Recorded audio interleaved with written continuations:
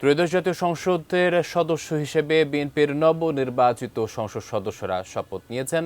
তবে দলীয় সিদ্ধান্তে সংবিধান সংস্কার পরিষদের সদস্য হিসেবে শপথ নেননি তারা। সংসদীয় দলের নেতা নির্বাচিত হয়েছেন বিএনপির চেয়ারম্যান তারেক রহমান। আমি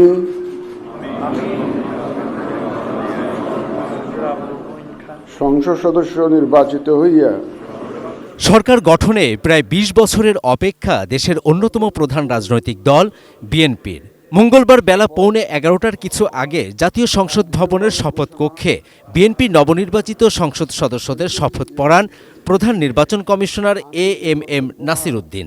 তারা শুধু সংসদ সদস্য হিসেবে শপথ নেন। তাহা আইন অনুযায়ী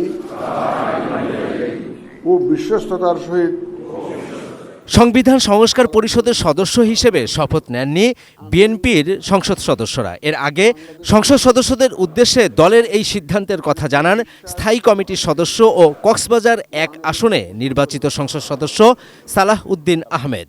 কোয়ালিটি সম্পন্ন আন্তর্জাতিক মানের still bar CSRM, committed for better still. যে ফর্মটা আছে এটা সংবিধান সংস্কার পরিষদ সদস্যদের শপথ ফর্ম। আমরা কেউ সংবিধান সংস্কার পরিষদের সদস্য হিসেবে নির্বাচিত হইনি এবং সংবিধানে এটা এখনো ধারণ করা হয়নি। গণভোটের রায় অনুযায়ী সংবিধান সংস্কার পরিষদ গঠিত হলে সেটা সংবিধানে আগে ধারণ করতে হবে এবং সংবিধান সংস্কার পরিষদের সদস্যকে কে শপথ নেয়াবেন সেটা বিধান করতে হবে এবং কোন এরকম ফর্ম এটা সংবিধানে নেই। এই ফর্মটি তৃতীয় তফসিলে আছে, সাদাটা এইরকম তখন একটা ফর্ম সংবিধানের তৃতীয় তফসিলে আসবে। সেগুলো সাংবিধানিকভাবে জাতীয় সংসদে গৃহীত হওয়ার পরে তখন জাতীয় সংবিধান সংস্কার পরিষদের সদস্যদের শপথ নেয়ার বিধান করা যাবে। বিধায় আমরা এখন সাংবিধানিকভাবে এই পর্যন্ত আমরা এসেছি, আমরা সংবিধান মেনে এই পর্যন্ত চলছি এবং আশা করি সামনের দিনেও চলব।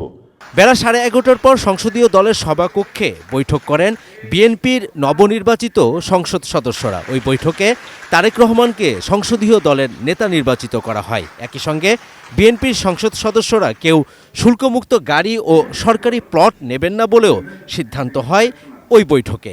আমাদের দলের নেতা নির্বাচন করেছে যে পার্লামেন্টারি পার্টি মিটিংয়ে, যেটা লিডার অফ দি হাউস আমরা নির্বাচন করেছি আমাদের নেতা জনাব তারেক রহমানকে। জনাব তারেক রহমান আমাদের উদ্দেশ্যে দুটো অনুশাসন দিয়েছেন। কোনো সংসদ সদস্য ট্যাক্স ফ্রি গাড়ি নেবেন না।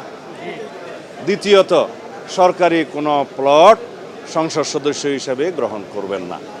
এটা আজকে পরিবর্তনের শুরু হলো। Javed Akhtar, ATN news, Dhaka. সবার উপরে হবে